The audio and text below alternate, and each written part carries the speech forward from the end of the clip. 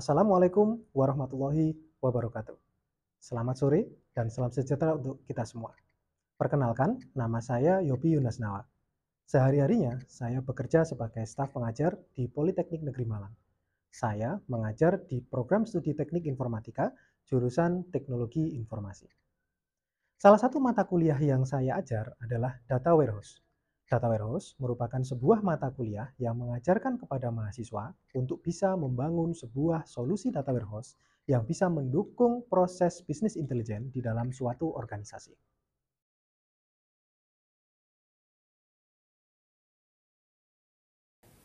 Pada kesempatan kali ini, saya akan menjelaskan salah satu mata kuliah yang saya ajarkan kepada mahasiswa kami, yaitu sebuah mata kuliah yang bernama Data Warehouse. Data Warehouse adalah sebuah mata kuliah yang mengajarkan kepada mahasiswa agar mereka bisa membangun sebuah solusi data warehouse yang bisa digunakan sebagai fondasi untuk proses bisnis intelijen di dalam perusahaan ataupun organisasi.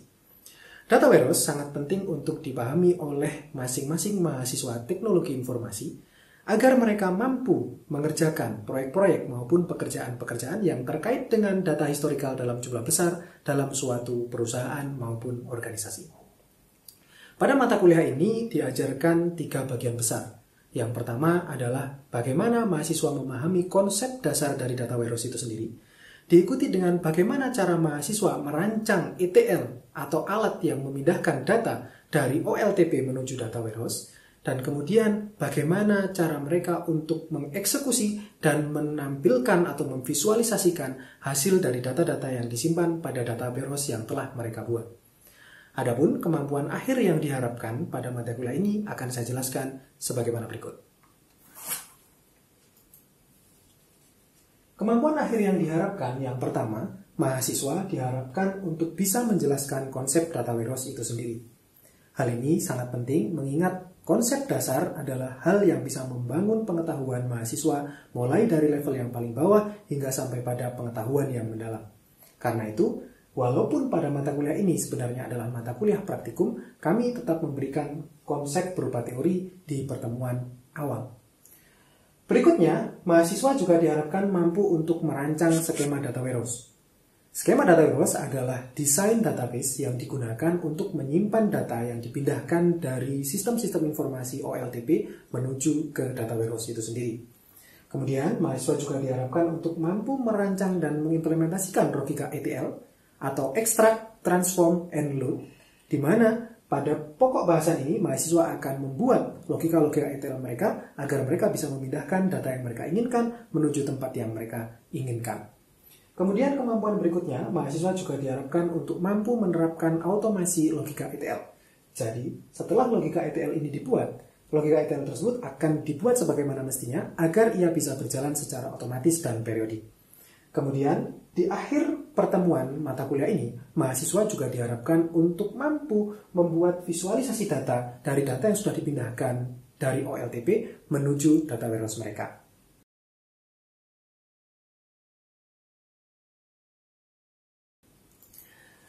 Kemudian materi pembelajaran dari mata kuliah ini terbagi menjadi berikut. Yang pertama, kami mengajarkan kepada mahasiswa kami mengenai konsep dasar data warehouse di pertemuan awal, kemudian mengajarkan kepada mereka tentang komponen data warehouse yang diikuti dengan desain skema data warehouse dan kemudian logika ETL. Berikutnya, mahasiswa juga kami ajarkan mengenai konsep control flow dan data flow yang ada pada logika ETL, diikuti dengan task yang ada pada control flow, kemudian variabel berikut event handler. Lalu mahasiswa juga akan kami ajarkan mengenai automasi eksekusi logika ETL sesuai dengan kemampuan akhir yang diharapkan sebagaimana saya jelaskan di sebelumnya. Kemudian mahasiswa juga kami ajarkan untuk melakukan ekstraksi dan load data ke tabel dimensi. Kemudian mahasiswa juga kami ajarkan tentang bagaimana melakukan transformasi data yang diikuti dengan topik loading atau memasukkan data ke tabel fakta, dan kemudian ekstraksi multi data source dari data yang bermacam-macam jenisnya. Dan di akhir pertemuan kami akan membahas mengenai visualisasi data. Dari data yang sudah mereka simpan ke dalam data warehouse, mereka akan memvisualisasikannya ke dalam bentuk grafik-grafik yang menarik.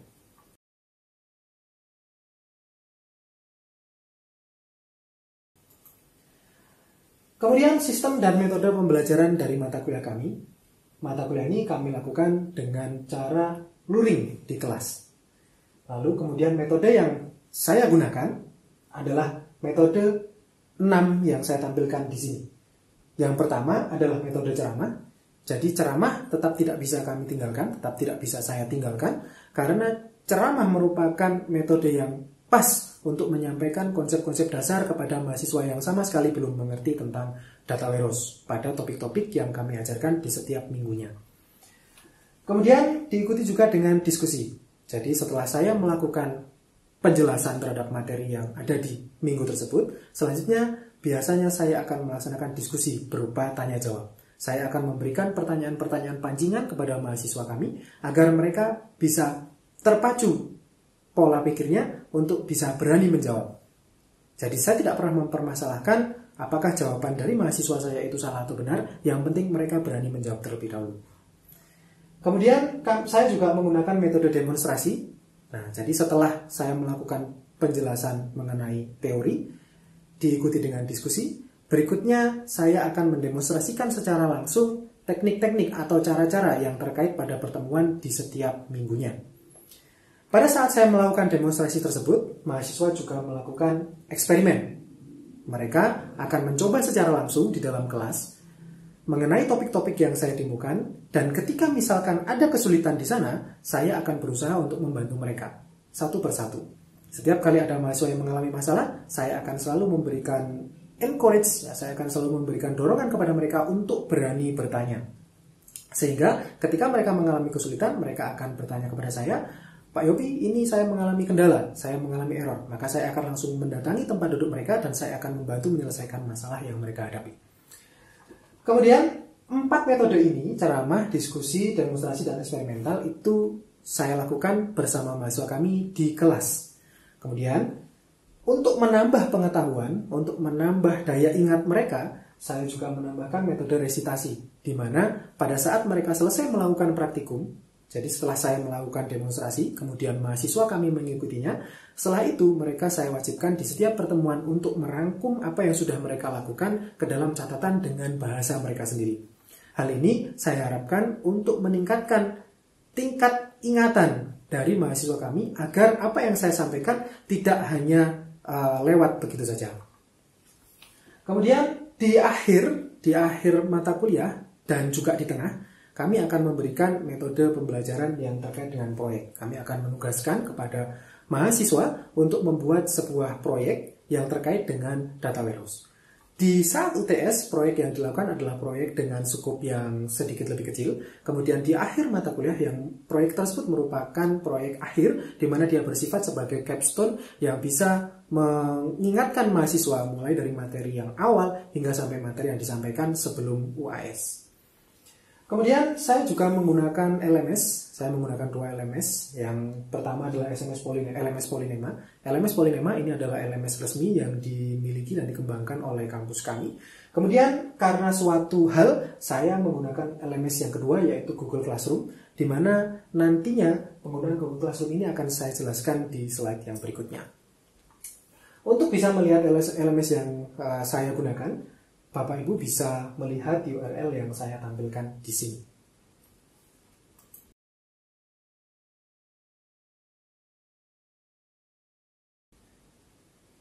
Ya. Berikutnya saya akan menjelaskan interaksi dengan mahasiswa. Sebagian dari interaksi mahasiswa tadi sudah saya jelaskan di slide yang berikutnya. Namun secara garis besar, interaksi pada mahasiswa saya lakukan baik di dalam kelas maupun di luar kelas. Di dalam kelas saya akan melakukan biasanya berupa 3 hal. Yang pertama adalah diskusi, tanya jawab, dan menuntun praktikum. Diskusi saya lakukan seperti yang sudah saya sampaikan tadi. Setelah saya menyampaikan teori, saya akan melakukan tanya jawab. Saya akan memancing mahasiswa untuk bertanya. Saya akan memancing mahasiswa untuk berpendapat agar mereka tidak takut. Saya tidak pernah menunjuk mahasiswa, Mas silakan jawab, Mbak silakan jawab. Tidak pernah seperti itu. Saya selalu mempersilakan mahasiswa saya, siapa saja yang ingin menjawab, silakan menjawab. Saya memancing mereka agar bisa berani menyampaikan pendapat. Kemudian diskusi, kemudian tanya jawab. Tanya jawab biasa dilakukan ketika saya selalu mempersilahkan mahasiswa saya ketika saya menjelaskan agar mereka bisa bebas bertanya. Jadi mereka bebas memotong penjelasan saya untuk bertanya dan saya akan menjelaskan kepada mereka terkait jawaban dari apa yang mereka tanyakan. Kemudian interaksi juga terjadi dalam kelas ketika praktikum. Jadi ketika saya mendemokan apa topik yang disampaikan di hari ini, mahasiswa juga mengikuti apa yang saya kerjakan. Kemudian ketika ada kesulitan, seperti yang sudah saya sampaikan sebelumnya, saya akan berusaha menuntun mahasiswa untuk mengatasi kesulitan tersebut. Kemudian di luar kelas juga masih terjadi interaksi. Saya biasanya mempersilahkan mahasiswa saya untuk menemui saya di ruang dosen. Namun apabila di luar jam kerja atau di luar jam mengajar, maka mahasiswa juga saya berikan kebebasan untuk mengontak saya atau menghubungi saya melalui WhatsApp. Walaupun di luar jam kerja, saya juga memberikan kesediaan, saya memberikan waktu kepada mereka untuk bebas bertanya terkait dengan topik mata kuliah yang saya ajarkan.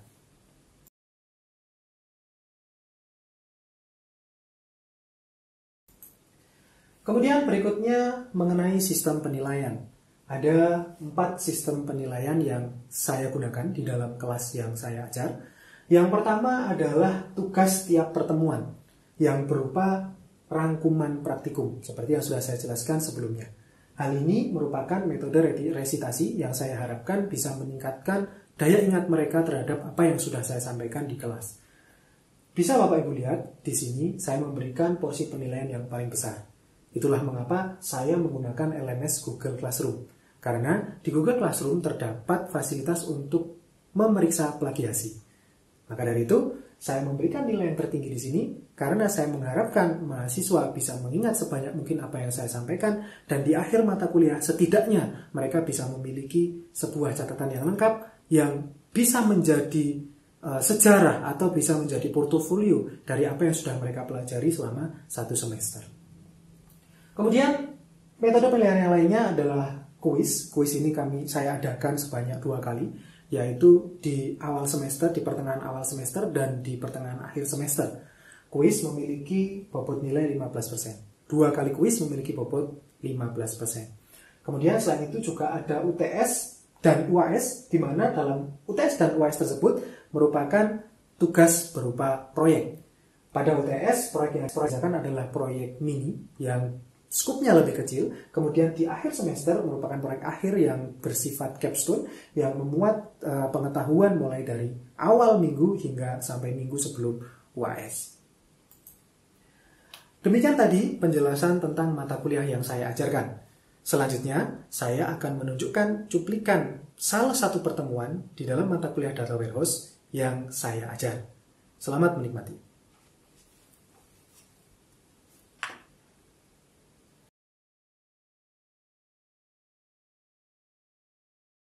Oke, baik, adik-adik, kita mulai pertemuan pada pagi hari ini. Assalamualaikum warahmatullahi wabarakatuh. Waalaikumsalam warahmatullahi wabarakatuh. Oke, selamat pagi dan salam sejahtera untuk kita semua. Terima kasih adik-adik sudah kembali berkenan untuk hadir di mata kuliah kita Data Warehouse. Baik, waalaikumsalam. Silakan. Nah, di hari ini kita akan melanjutkan pembahasan kita mengenai SSDT ya, adik-adik ya. Jadi di minggu kemarin ya, adik-adik sudah belajar secara umum mengenai bagaimana caranya kita membuat sebuah project di dalam SSDT ya. Nah, project apa yang kita buat adalah project apa kemarin? Kita intinya membuat apa ya?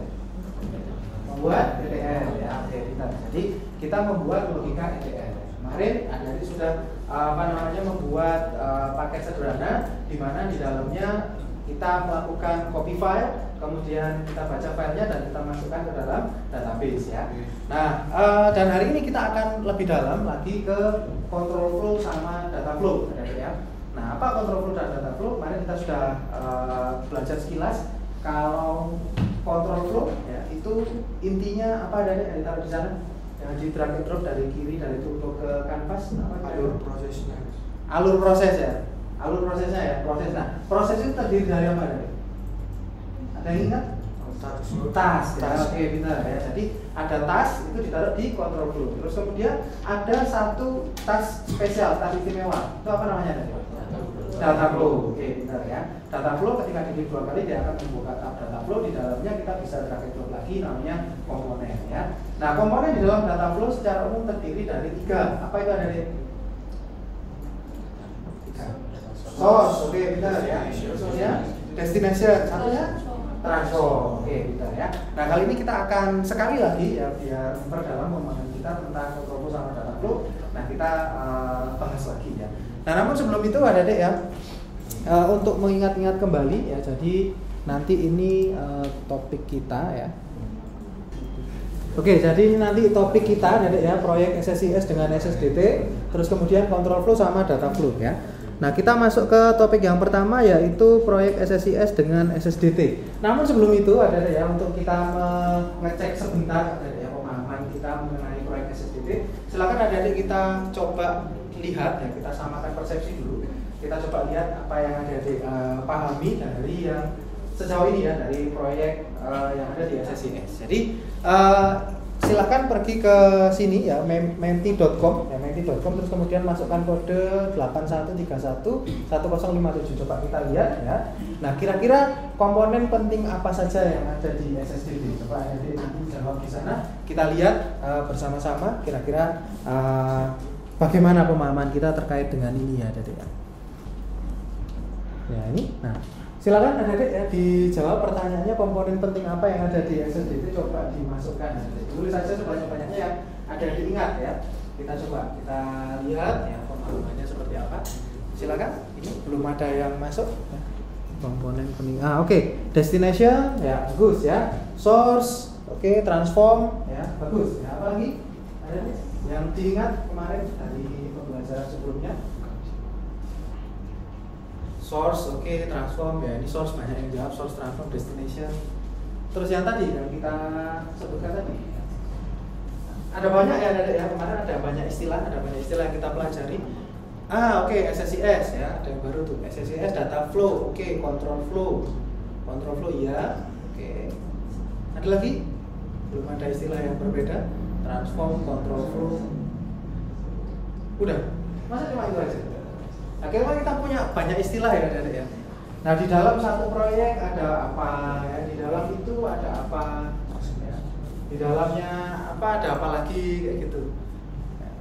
Paket ada ya. Nah, paket belum disebutin. Ya. Di dalam satu proyek bisa ada satu atau beberapa paket.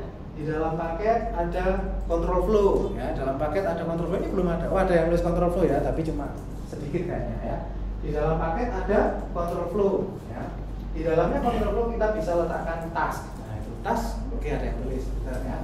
Di dalam tasnya tersebut ada task istimewa namanya data flow ya. Nah, di dalam data flow kita bisa drag and drop, ada itu tadi ya, ada source, destination sama transform ya.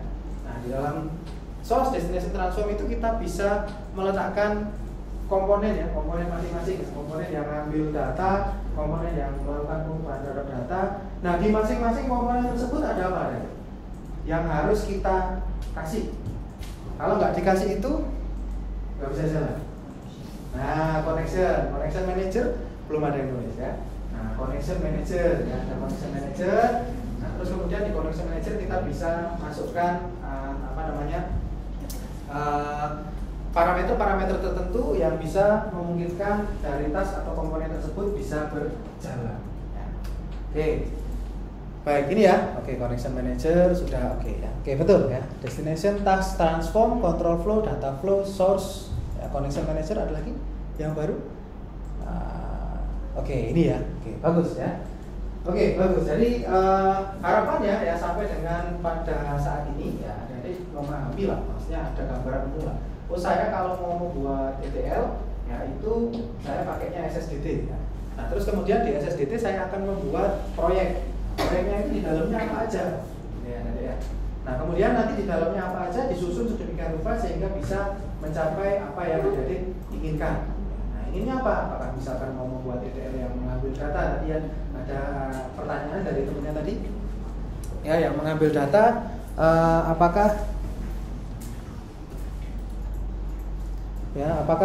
bagaimana caranya? Apakah misalkan kita mau copy data dari CSV yang masuk ke SQL Server, atau tadi ada pertanyaan dari temannya tadi ya, bagaimana kalau caranya dari SQL Server mau ke MySQL ya? Nah itu juga bisa juga. Jadi kita membuat proyeknya itu terdiri dari paket-paket, di mana paket-paketnya itu kita sesuaikan dengan kita maunya apa yang mau kita lakukan. Oke, bagus. Kita lanjut lagi ke materinya ya.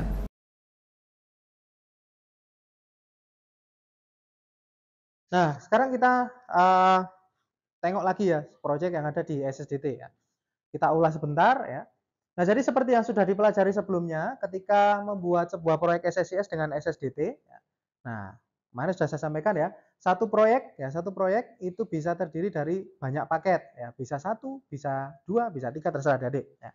Kemudian satu paket itu ada satu control flow ya, satu paket hanya ada satu control flow ya. Nah, kemudian di satu control flow itu adik-adik bisa taruh satu tas atau banyak tas ya. Nah, mau naruh satu atau banyak terserah sesuai kebutuhan, tetapi at least selalu satu tas itu minimal adalah tas khusus ya, yang namanya adalah data flow ya, data flow. Nah, di dalam data flow itu kita bisa letakkan satu atau lebih komponen, tapi setidaknya ada 2 ya, source sama destination kalau kita mau import. Oke. Terus kemudian secara umum terdapat 2 bagian penting dari sebuah paket SSIS. Jadi yang adik-adik tulis semua tadi, yang banyak tadi itu 2 yang paling penting yaitu control flow sama data flow ya. Oke, control flow itu apa? Ya, control flow pada intinya adalah tempat di mana kita mendeskripsikan alur proses. Ya, tempat di mana kita mendeskripsikan alur proses. Sedangkan di dalam control flow tersendiri nanti ada proses ya. Proses itu terdiri dari satu atau lebih task. Nah, kalau ada tanya task itu apa? Task itu artinya adalah pekerjaan ya atau tugas. Jadi proses ya. Contoh misalkan proses pendaftaran mahasiswa baru. Nah, di dalam satu proses ya, proses pendaftaran mahasiswa baru. Nah, tapi di dalamnya ada tas-tas, ada pekerjaan-pekerjaan, ada tugas-tugas yang harus adik lewati ya. Pertama, misalkan ujian dulu ya kan, ujian penerimaan. Udah diterima terus kemudian daftar ulang selesai, transfer ngukur seragam dan seterusnya ya.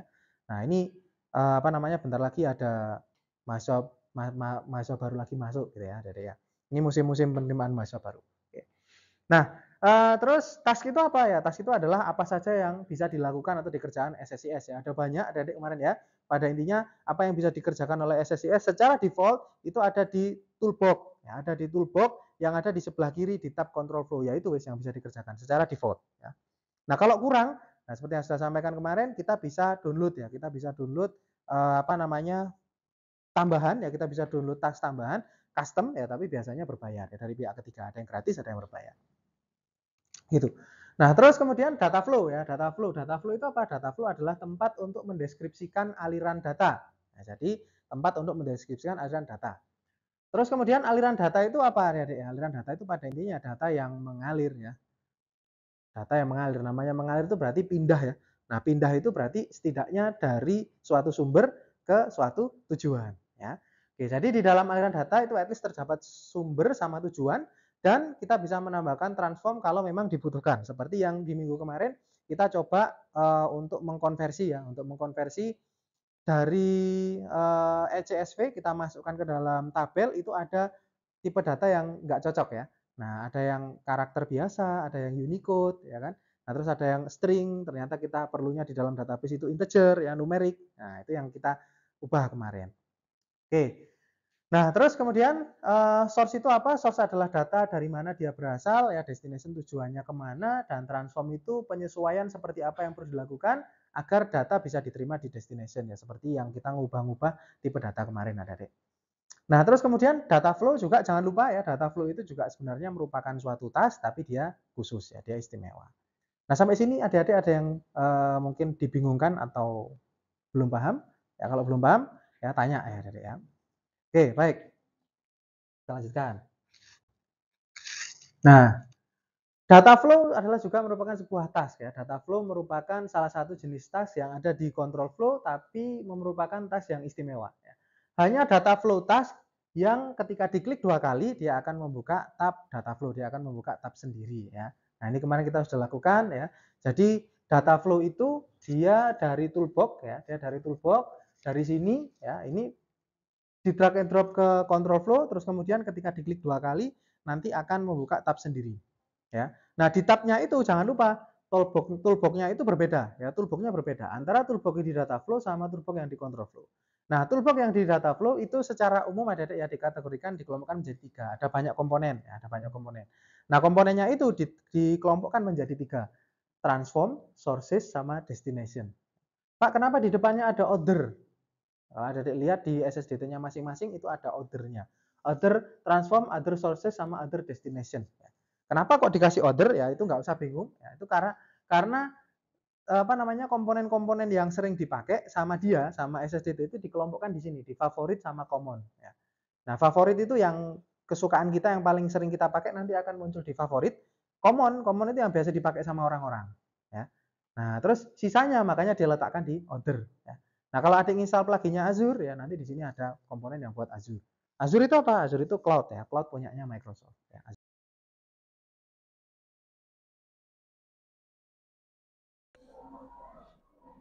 Oke, baik adik-adik kita lanjutkan ya. Nah, jadi sudah di-download tadi file SQL-nya. Sudah, silakan dibuka di SSMS. Ya, terus kemudian di-run aja, dijalanin aja. Jalanin. Dijalankan saja. Ya. Nah, execute seperti ini. Nah, nanti di sini ya. Ini kan file yang tadi ya yang sudah saya upload di Google Drive, adik-adik buka aja lewat SSMS ya. Nah, terus kemudian dijalankan. Nanti kalau sudah dijalankan, sampean akan menjumpai di sana 2 database baru. Di situ namanya adalah SIACAT DW dan SIACAT OLTP. Nah, ini terus kemudian adik-adik kemarin terakhir punya proyek ya, namanya belajar SSDT kalau nggak salah. Nah, daripada bikin proyek baru terus-terusan, kita pakai proyek itu aja. Ya, kita pakai proyek itu aja. Oke. Nah, dibuka lagi proyek belajar SSDT. Nah, nanti akan dimunculkan yang kemarin ya. Nah, kita akan membuat paket baru. Kita nggak usah bikin proyek baru, kita nambahin aja paket baru di sana. Ya. Oke.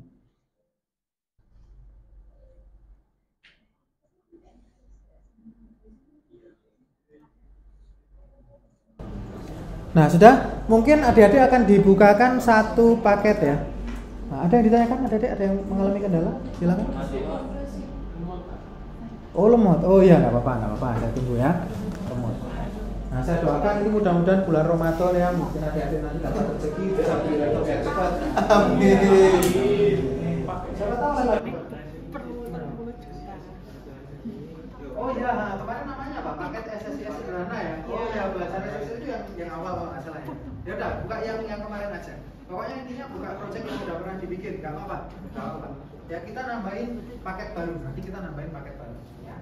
Saya doakan, mudah-mudahan nanti dapat rezeki. Laptopnya bisa jadi cepat semua. Kak, apa aja ya? Solution apa aja ya? Project yang pernah kita buat sebelumnya ya. Kalau belum punya, Pak, bikin lagi baru nggak apa-apa. Ya. Ini maksudnya biar apa namanya kita nggak memenuhi storage aja. Oke. Nah di sini kalau sudah buka adik ya di Solution Explorer, masih ingat Solution Explorer yang sebelah kanan ya, yang sebelah kanan. Yang sebelah kanan itu di folder SSIS Packages ya. Di folder SSIS Packages itu adik-adik klik kanan ya. Nah, samaan klik kanan, terus kemudian samaan pilih New SSIS Packages ya, New SSIS Packages. Nanti akan dibuatkan package 1 DTSX gitu ya, atau package 2 DTSX. Di sini saya package 2 DTSX kebetulan karena sebelumnya saya punya 2 paket ya. Mungkin adik-adik paketnya baru 1 maka akan jadi package 2 DTSX. Nah, paket itu kosong, ya paket itu kosong, kita akan ngerjain di situ ya. Nah, pindahannya tadi. Ini singkat sekali adik-adik ya, jauh lebih sederhana daripada yang minggu kemarin. Oke. Nah, silakan dibuka itu ya. Paket yang baru tadi diklik 2 kali saja, nanti akan kosong. Ya, nanti akan kosong seperti ini. Ya. Nah, dia akan kosong seperti ini. Terus kemudian adik-adik di sini bisa nanti drag and drop satu aja ya, satu task ya, satu task istimewa namanya data flow task. Nah, data flow task. Ya. Oke. Nah, ini bisa kita rename atau tidak ya, tapi karena di sini kasusnya kita cuma sederhana sekali, nggak perlu di rename, nggak apa-apa ya. Nah, langsung di sini diklik 2 kali saja, 2 kali saja. Ini mudah sekali adik-adik ya. Nah, terus kemudian kita mau ngambil data dari database apa tadi adik-adik? SIACAT ya, oke, SIACAT OLTP ya. Nah, itu DBMS-nya apa? SQL Server, ya, SQL Server. Berarti kira-kira, ya saya nggak ngajarin nih. Kira-kira sekarang komponen apa yang perlu sampean drag and drop dari toolbox ke Canvas? Ayo coba, kira-kira apa? SQL Server, Destination, ya. Itu toh. Kira-kira sampean butuh berapa komponen di sini? Minimal 2, ya, pintar 2. Oke, 2. Ya, yang satu tadi udah ketemu, SQL Server, Destination. Satunya? Boleh DB source, boleh ya. SQL Server source ada nggak? Nggak ada ya. Nah, berarti kita bisa pakai oleh DB source. Sama terangkan dulu itu. Oleh DB source ya. Terus kemudian sama SQL Server Destination.